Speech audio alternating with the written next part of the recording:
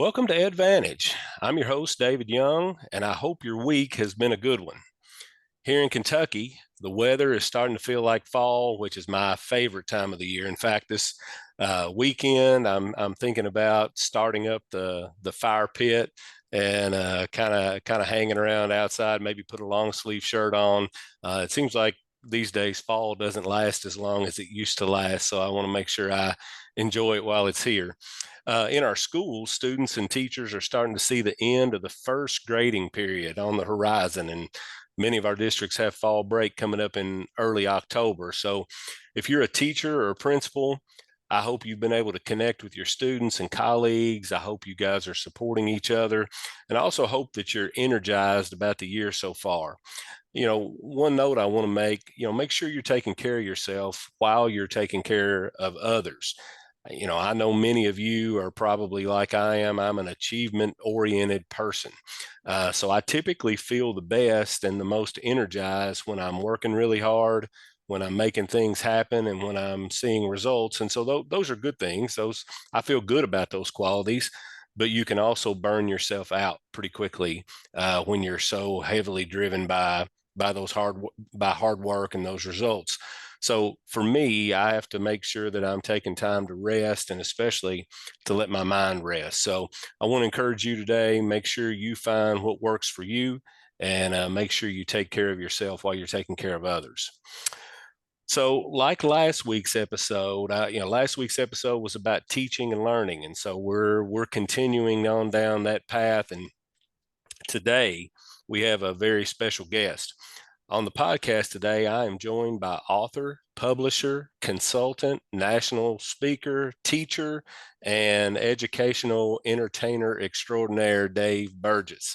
And I may have not named all of the different things that he does. He's a busy guy. I seriously can't tell you how excited I am to get to talk with Dave today. If you're an educator, you might recognize Dave, among other things, as the author of the best-selling book, Teach Like a Pirate. Now, I'm a former elementary school teacher and a former elementary school principal, so I love seeing pictures on social media of some teachers that have gone all in on Teach Like a Pirate. They're embracing their passion as teachers, and you'll recognize them because they're dressed in pirate gear and having a great time with their colleagues. And of course, it's not just elementary teachers, but those are the ones that I notice the most because that's where my background is. Anyway, if you haven't read Teach Like a Pirate, it is a fantastic read. It's inspiring, has lots of great tips for ways to craft lessons. And we're going to get into all of that today. But it really digs into finding and keeping your passion and inspiration alive while teaching.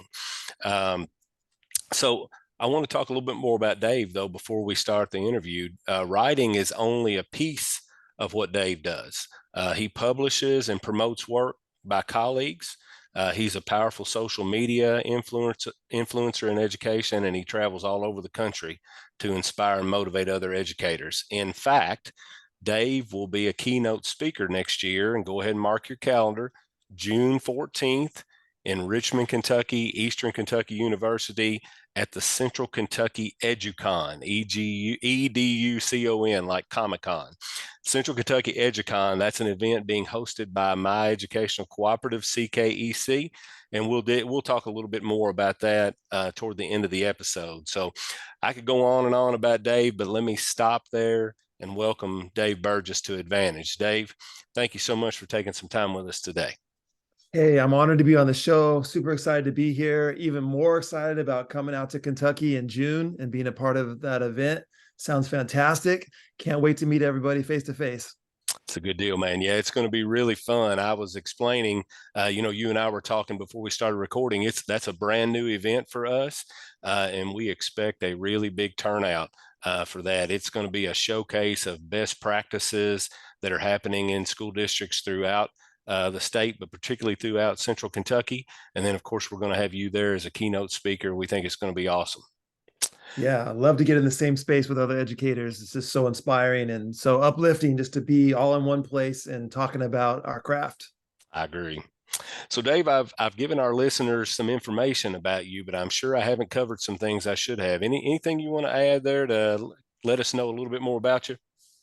Hey, I know I'm like you said, a teacher, author, podcaster, speaker, publisher, and yeah, so just got my hands in lots of different areas, but love all of them. Yeah, it's a lot of fun, and we talked about your home base is kind of out on the West Coast, right? That's right. So the majority of my life, I lived in San Diego, California. I just moved last December to Vancouver, Washington. So still out here on the West Coast, but definitely a different climate. I'm getting used to the rain up here in Vancouver, but yeah, having a good time still on the West Coast. Now, I haven't gotten to visit San Diego. I had a conference I was supposed to go to in San Diego last year. I didn't get to go. I was so excited about it. I hear that San Diego has like the best weather in the United States. Is that true as somebody who grew up there? I would say it's pretty hard to beat. Yeah. Hmm. So, I mean, one of the things, there's pros and cons, right? So, like, we don't get the seasons. So, Yeah. if you're a person who enjoys the seasons and the turning of the leaves and spring showing up, all that kind of stuff like that, you're not going to get that in San Diego. You're just going to get uh, 70, partly cloudy all year long. That's what you're going to Yeah, it's not too bad. I kind of like 70, even if it is partly cloudy. get.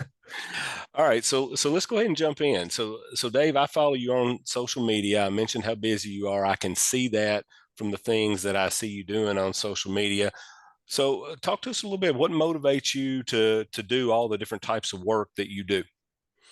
Yeah, so I'm super passionate about this work. It's what gets me up in the morning. And it started off, my passion. I'm a big believer in following your energy. Like, what is it that you want to do when everything else is done? And follow, trying to make your life more about that. Mhm. And so for a long time, that it was started off as coaching. I was a coach. I was a basketball coach, and that was my passion.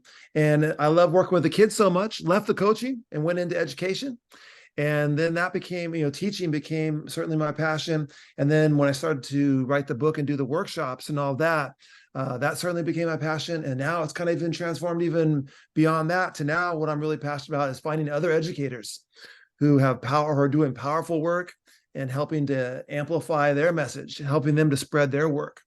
And so that's kind of the latest thing that's been on my plate is not so much, certainly I'm still spreading my message, but I love to find other people doing great stuff and help them spread their message too.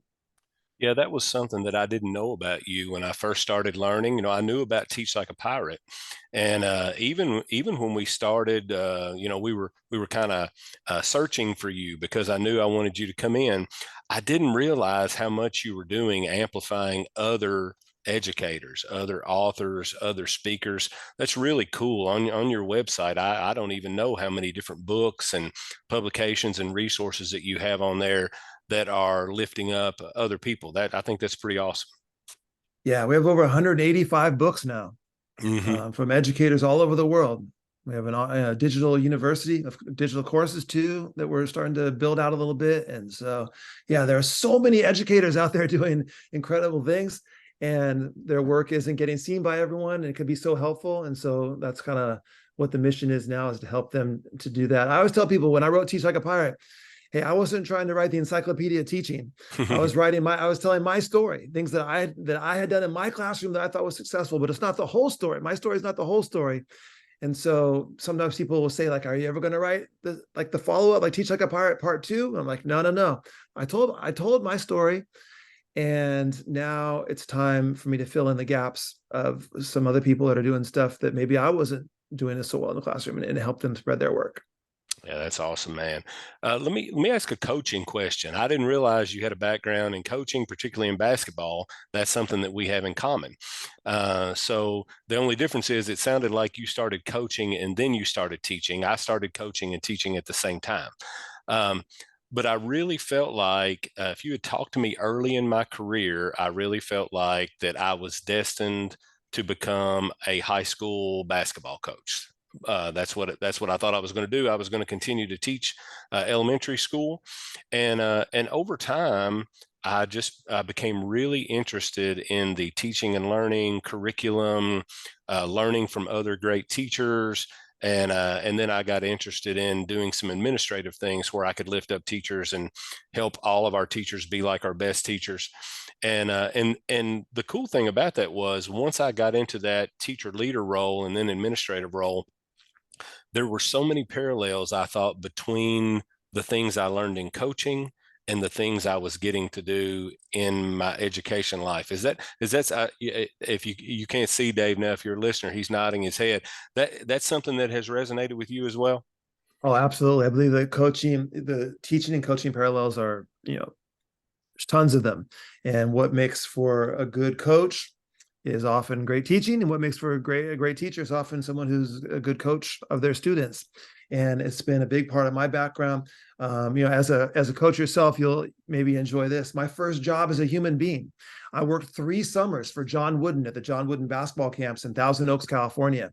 So at a Wow. really formative time in my life as a youngster, I worked 3 consecutive summers, week after week, at the John Wooden basketball camps. And so I got to see him every single week of the summer come in, and the campers would sit on the floor of the gym. The parents on the first day would be in the bleachers, and he would stand up and give his pyramid success talk, teach the campers how to tie their shoes all day, put their socks on and tie their shoes, all that kind of stuff like this. Hmm. And then the parents would go home, and we'd have the kids for the week. And it was an overnight camp, and they would stay with us, and we would teach basketball fundamentals, UCLA high post offense, all these things, and have intra camp games and things like this. And so that was my first job as a human being. And then my first job in the school system is I was hired as a basketball coach before I even had a teacher credential. And then ended up going back to night school to get my teacher credential and become a teacher on the campus. But yeah, that was for sure. I always tell people coaching was like my gateway drug into education. Yeah, and well, gosh, what better experience could you have than spending that time with John Wooden? John Wooden, of course, known as maybe the best coach of all time, had that great combination of being a fantastic teacher, but also being motivational, having a vision and being able to communicate that vision. He just had so many of those teacher and leadership qualities about him. Yeah, absolutely. Yeah, the impact that he had on his players was lifelong. They still, anyone who played for him still talks about the impact of him that he had on their lives, and they're rarely talking about the basketball side of it, talking about the life side of it. And just as a little side note for listeners that maybe aren't familiar with John Wooden, he also holds the distinction of being in the Hall of Fame as a player. So he's in the Hall of Fame as a player and as a coach, but people kind of sometimes don't realize that he was also a great player too. Yeah, no surprise. I didn't know that either. I knew he was a Hall of Fame coach. I did not realize he was a Hall of Fame player. Yep. So, Dave, I know I've seen on social media, particularly in the months of August and September, you are just on the road. You are traveling and you're going and, helping districts kick off their school year. But I know you do that kind of work all year long as well. So you're spending a lot of time with educators across the country, teachers and administrators. Are there any sort of common areas of strength that you see, and are there any common needs or areas of growth that you see as you work with educators in general? Yeah. So for sure, the area of strength is, rarely do I find an educator that doesn't want to have a positive impact on kids. Hmm. This profession attracts people who are interested in helping to shape the next generation. It's evident everywhere I go. People have lots of obstacles and challenges in education right now. And the fact that there's still people showing up every day and getting in these classrooms and putting in that time, that work, that soul to help kids is something that's truly inspiring and something that hasn't changed. Now, on the other side of it, I think things have become really difficult right now. And you said something super powerful in the introduction to this episode. You said, hey, make sure you're taking care of yourself too. And that's something that I see as a big need right now. I think morale is pretty low a lot of places. Hmm. I think the workload is overwhelming a lot of places. And it's never been more important to really engage in that intentional self-care and really making sure that you're taking time to be at your best. And the way you can be at your best is to not run yourself into the ground, because it's not good for you. It's not good for your students either. And there's kind of an interesting thing about Teach Like a Pirate that I tell people. There's not a single education book referenced inside of it, not a single one, It's not because I don't like education books. I just told you I published over 185. It's because that's not where it came from. It was from the outside drawn in. Like my background as a coach did influence my teaching, like how I break down instruction, how I give feedback to students, how I develop a motivational component to my class, like how a coach can get a team ready to knock down a wall coming out of a locker room. I can do that with my students. My background as a magician influenced my sense of staging and showmanship and incorporation of props and things like this. My background as a marketer and entrepreneur, that's influenced how I use messaging in a persuasive way to try to influence my students. I'm selling my content to my kids. My background as an MC. Well, now, if you were to see me do a professional development, you might say, like, is this PD or is this a show? Like this guy's going off up there, right? Well, I'm a person who's used to speaking in a fast and flourishy way on a microphone in front of people. And so it's influenced my speaking style. All these things have come together to create the best me. But Teach Like a Pirate is not about teaching like me. It's about you taking your strengths and talents, your voice, and weaving it together with some of these human nature ideas to create the best you. And so when you sometimes honor your outside passions and interests, and don't just have tunnel vision into education, but honor those outside passions and interests and be willing to develop new ones, not only is that good from a self-care standpoint, but it's also good for your education because it gives you creative ammunition from other areas of life to bring back and draw into your classroom, into your school system. And so every time I've done that, it's always made me a better teacher. So when you unplug, go home on the weekend and get involved in some of your hobbies and things like that, that's not something that's just good as self-care. It's good for your teaching too. Sure is. And I want to dig in. You use a term in Teach Like the Pirate, or Teach Like a Pirate, creative alchemy. I really love that. And you're kind of touching on that by, talking about having those passions that are outside education. If you're in this box where I'm always just thinking about how can I become a better teacher inside the box of education, it can be a little bit limiting. But every one of those passions that you follow, or those books that you read, or those videos that you watch, whatever it is, when you're bringing in those experiences and that knowledge from outside, and then you can figure out how to combine those and put them into your teaching, it just makes you that much stronger. It makes you interact with your students in a different way, or maybe engage them in a different way. Am I framing that the right way? Exactly. That's exactly the principle of creative alchemy, is this idea that, like, what makes you the best, what is unique about you, your particular strengths and talents, and your voice that you add to your classroom is what's going to make you most powerful and effective with kids. And so it's being willing to embrace that uniqueness and be able to embrace those things that make you who you are. And that's what's always going to make you most effective. Yeah, totally agree. So let me ask, you mentioned a minute ago that when I just think this is a really interesting journey that you went on. When you wrote Teach Like a Pirate, that you didn't actually write the book first. You were doing lots of things with Teach Like a Pirate before you ever sat down to write the book. Can you tell us that story? Yeah, so this went way back. I remember having a lunch with my department chair, who's what he came in for lunch. He said, you know what? I just got put on the professional development committee for the district, and thought to myself, how cool would it be if you put together a workshop based on some of that crazy stuff you do down in your room that nobody understands. And then, but then he said something that changed my life, quite frankly. He said, but I don't think you can actually. I think that your success is kind of you. I think it's personality driven. I'm not sure it's something you could probably teach to other people. And he kind of just moved on. I got upset by that. I took it as a challenge. I'm like, sign me up to do one of those workshops. I'll do one of those workshops. So I signed up to do a full day workshop for the peers of my district. Now, a smart person would have said, give me a 1 hour session, right? I didn't have a workshop. I signed up to do a full day workshop, drove away from that meeting going like, oh my God, what have I just done? Like, I'm going to have to stand up 6 hours in front of my peers, like the toughest audience in the world, right? Your peers. Yes. And give a workshop. And so I got relentless at that point about writing down everything I did in my classroom that I thought was successful. And I became much more intentional about my teaching, because it wasn't just like I couldn't just say, here's what I do. I had to say, like, well, why do I do that? And why does that work? And why doesn't this work? And it forced me to become much more intentional about my craft. And that's when I started to craft and develop the workshop.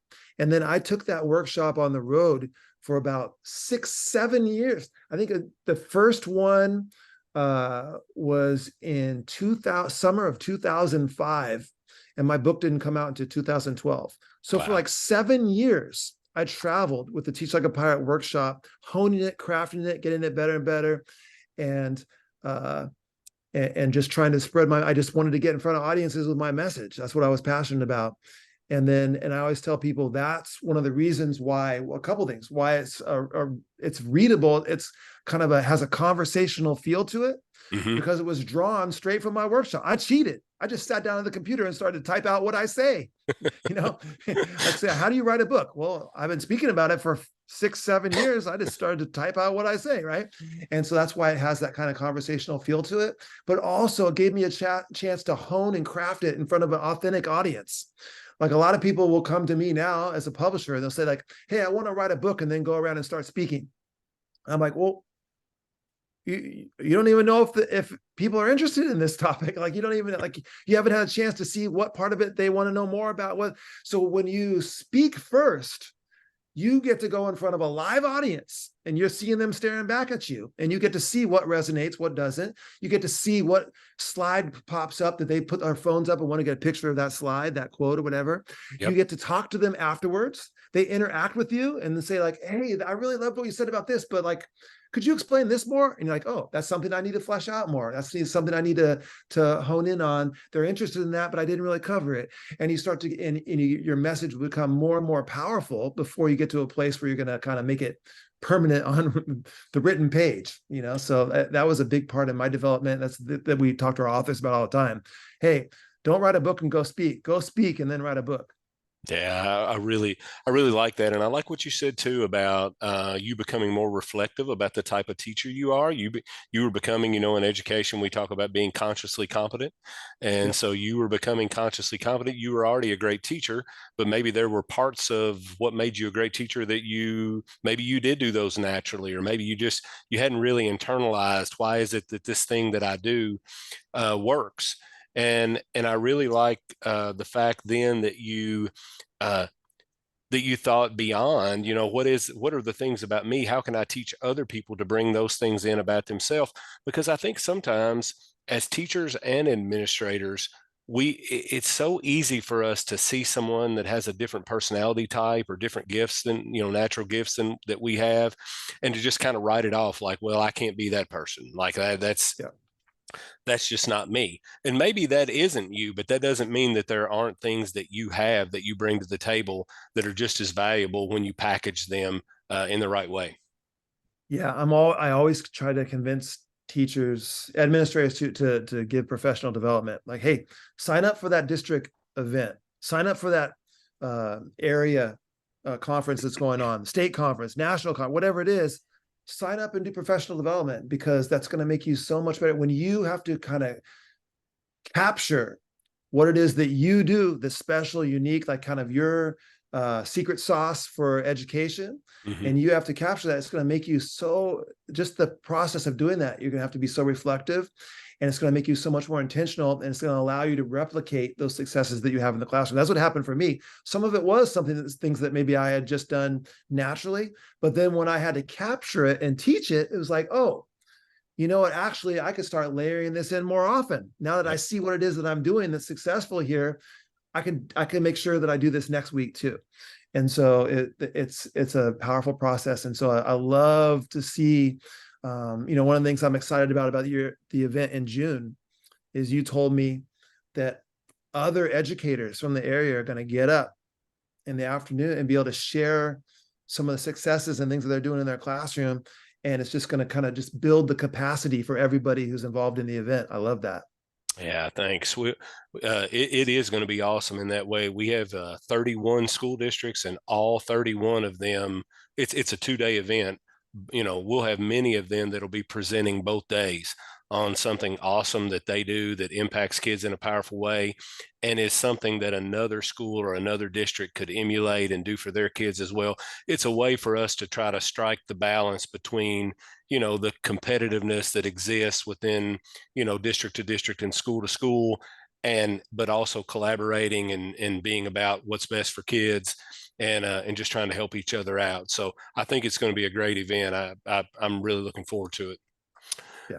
Let me ask you, I was thinking a minute ago about lessons. So when I train teachers and principals, there's a particular training I do called Components of an Ideal Lesson, and it really gets into just these anchor points, these things that you can have elements beyond these.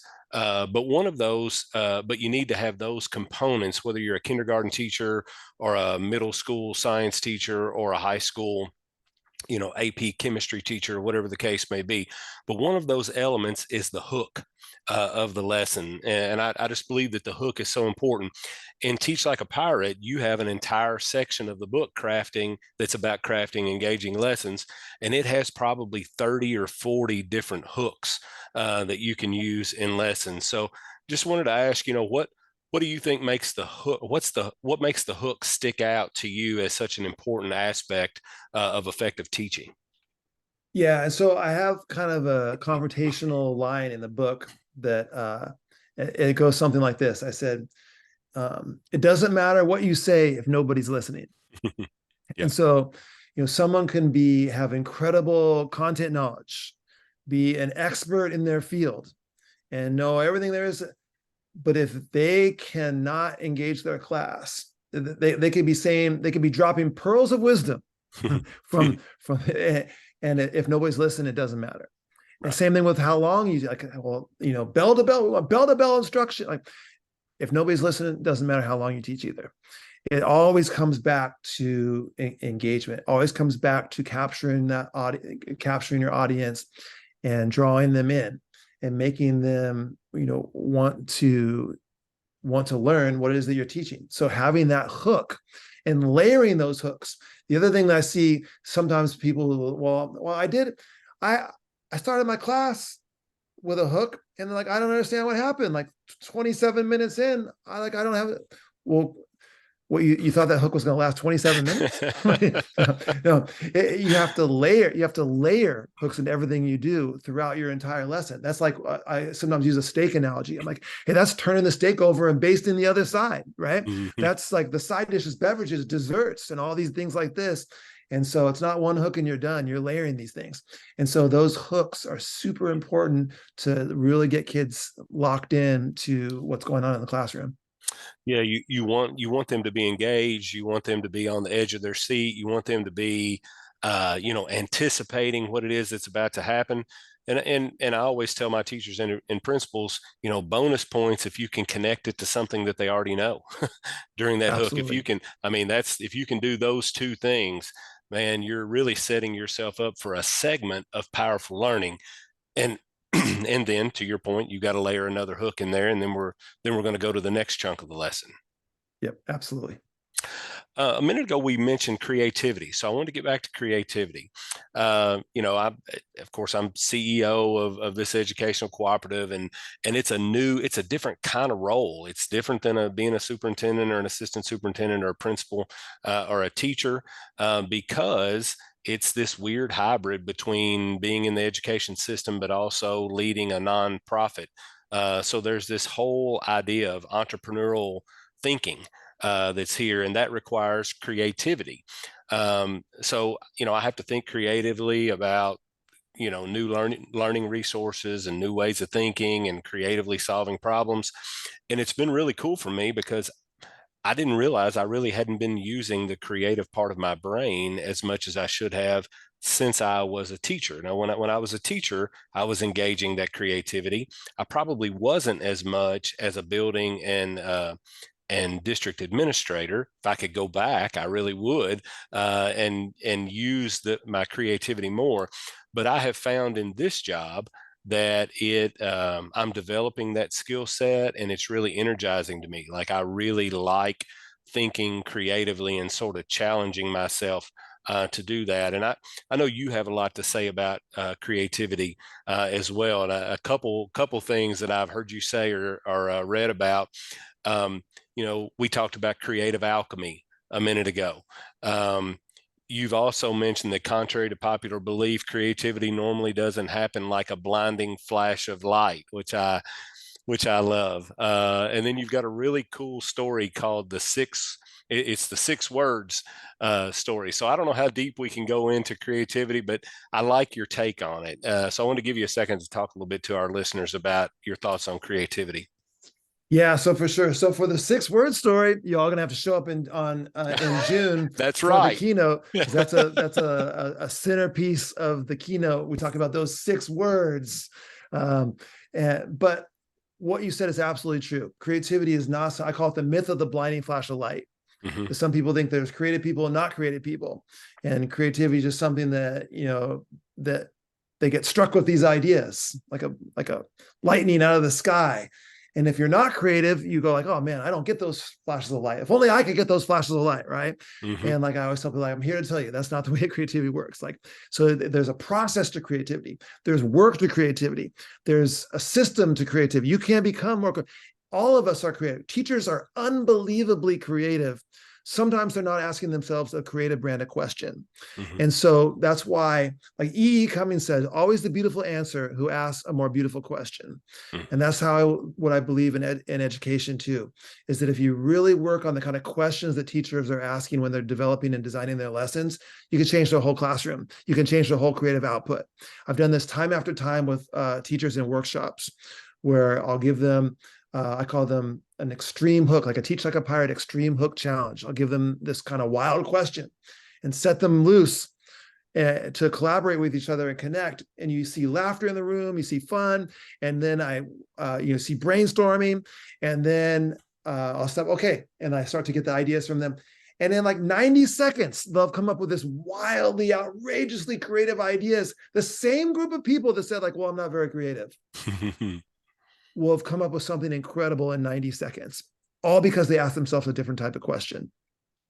And so Tony Robbins said, questions are the laser of human consciousness. Mhm. And so it really hones you in and connects you to your creative spirit. And it's like I said, the key point though, is that all of us can access that. All of us can tap into that.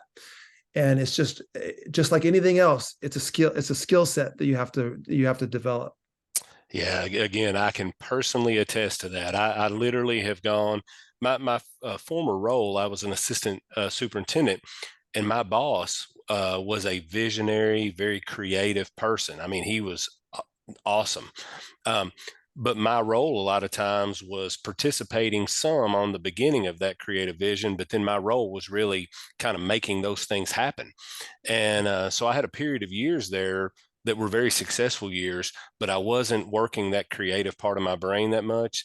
And in this position, I am, but it does require work. I mean, Yeah. you do have to work at it. You have to practice being creative. You have to read a lot. You have to pay attention to other things that are happening that are creative around you.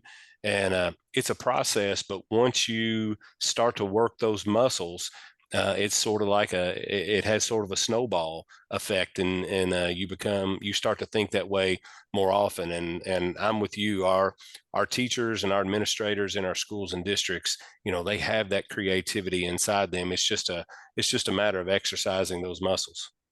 Yeah. One of the key questions I have people to, or one of the kind of a mindset that I have people look at the world with, as I say, always ask, how can I use that?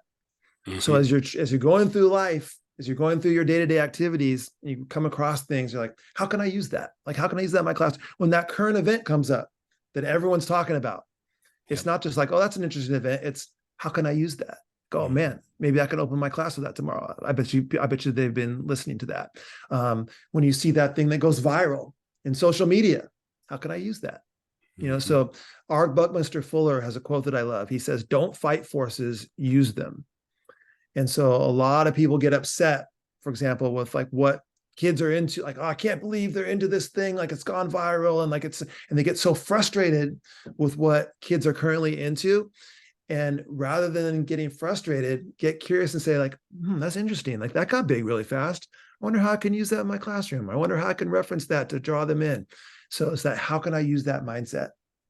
I like it. David, if you had to distill your advice for educators down to just a couple of key things, number one is that possible, and then if it is, what might those couple pieces of advice be? Yeah. So one of them we talked about already. This idea that what is unique about you is what's going to make you the best teacher. Yep, And so if you are trying to teach like somebody else, now certainly you can learn from somebody else. You sure. can take the best stuff that they do and see how you could adapt it. But always what is unique about you is what's going to make you most powerful. So really leaning into that. The other thing I would say is that this is tough stuff that we do. And so you have to find something more to focus on than just some test scores at the end of the year. You have to embrace that mightier purpose of being an educator. We are literally in the life-changing business. So when you can embrace that mightier purpose of being an educator, it becomes much more easy to put in that work, to come in, to get into this classroom and to really excel. And so that's another thing that I would say. And then the third thing I would say is I talk about teaching as sort of this triple Venn diagram. There's your content. Mhm. That's one circle. You have to have that content or you're just an entertainer or a babysitter. We don't want to be that, right? Right. And then there's this second circle of techniques and methods. And we have a whole toolbox of techniques and the methods that we've got from our colleagues, from our trainings, from credential programs, from conferences that we attend, from books that we've read. Lots of books have been written about techniques and methods, lots of ways to learn your content. But then there's this third circle that a lot of people don't talk about. And that third circle is what I label presentation. So yeah, you know your content. Yeah, you've got all these techniques and methods that you've put together in your career as an educator. But now, how are you going to present it in such a way that it's engaging for kids? How are you going to present it in such a way that it's relevant for them? How are you going to present it in such a way that it draws them almost magically or magnetically into what you're doing in your classroom? That's the third circle of Teach Like a Pirate. And that's what we talk about. And that's what I'll be talking about in June coming to Kentucky. So excited to talk about that third circle, about how they can take what they're already doing and saying, here's my content, not good enough. Hmm. Now, how do I make it come alive? How do I make it memorable? How do I create an experience around this? So that's another one of the key lines and takeaways from Teach Like a Pirate is don't just teach a lesson, create an experience. Yeah, I love that. I use the word episodic a lot. There's some research that says that we remember things in episodes. And so whenever, I think about back in the days before Netflix, when, TVs, were in episodes, that's, you tend to remember when there's a situation, when there's a happening, when there are factors that are kind of layered around this content or this information that you're going to learn. So when you say making an experience, it makes me think about that research that says that we learn and we remember things in episodes when the learning is episodic. Yeah, I love that. Yeah, absolutely. Dave, let me switch before we come down the home stretch. I want to switch over because we've been talking about teaching and learning, but we did touch on your work as a publisher and lifting other people's work up. How does that part of your business work, and what made you choose that as a pathway, and what do you love about it? Yeah. So when Teach Like a Pirate first came out, I had the good fortune to have it kind of go viral and went and it's kind of surreal to say this, but Teach Like a Pirate now it's like it's in Korean, two forms of Chinese, Russian, Spanish, and we sold over like 500,000 copies of it from the house. And Wow. so it's been this like wild ride, right? Mm, And so other people started to come and say like, hey, we don't want to sign those contracts either. Like and because I really fought back against the traditional publishing contracts and how they're set up. Don't think it's fair. And what the percentages that they're paying to authors and the lack of creative control, loss of intellectual property rights, all those things were so bothersome to me that we formed our own publishing company and published Teach Like a Pirate from a laptop at the kitchen table. That's where it started. wow. And then other people started to come and say like, hey, we don't want to, like, how are you doing this? I just keep seeing this Teach Like a Pirate thing everywhere, but you don't have some big company. I don't understand how. I would meet with them and tell them everything I had done, but there was still stuff that was holding people back. And so finally we said, you know what? It's time to disrupt this industry. Whenever you see an industry that's based on an outdated model, that means it's time for disruption. It's ripe for disruption. And so we said, you know what? We know how to do this. We did it with Teach Like a Pirate. let's start doing it with their books too. And so we started to find people that we thought had powerful messages that complemented my message. And we signed them, started to put their books out too. And then some of those books started to take off and spread. And, so if you're an avid reader of PD books, maybe some of your favorite books are published at my house. You just didn't even know it. Like The Innovator's Mindset with George Couros. Yep. Kids Deserve It, Adam Welcome, Todd Neslony. The Wild Card, Hope and Wade King. Ditch That Textbook with Matt Miller. All the Alice Keeler, Google Classroom books, all these books, they're published at my house. And so that became kind of the new mission. And what I'm really super excited about is sharing other people's messages. This is a common thing someone will say to me. Hey, how come you didn't talk about this in your book? Or like, I noticed there's not a lot of educational technology in your book. Mm-hmm. And I always say to them something that's kind of takes them by surprise. I'll say, well, I'm going to tell you exactly why there's not a lot of educational technology in my book. It's because I wasn't very good at it. And like, I wanted it to be written from an authentic place. Yeah. Like if I wasn't doing it successfully in my classroom, I'm not going to write about it. Mm-hmm. These are all things I was doing successfully in my classroom, but there's a whole bunch of stuff that's super powerful in education that just quite frankly, I wasn't that good at. And so what my job became was to find people who were good at it and help them share their story. That's why I did connect with people like a Matt Miller for educational technology, or an Alice Keeler for educational technology, or people that are great at project-based learning, or whatever it might be, things that maybe I struggled with sometimes. And that kind of helped us build out and shape, the line of educational books that we have for people. Awesome. Yeah, I noticed one, and I wish I could remember the author now. You may off the top of your head.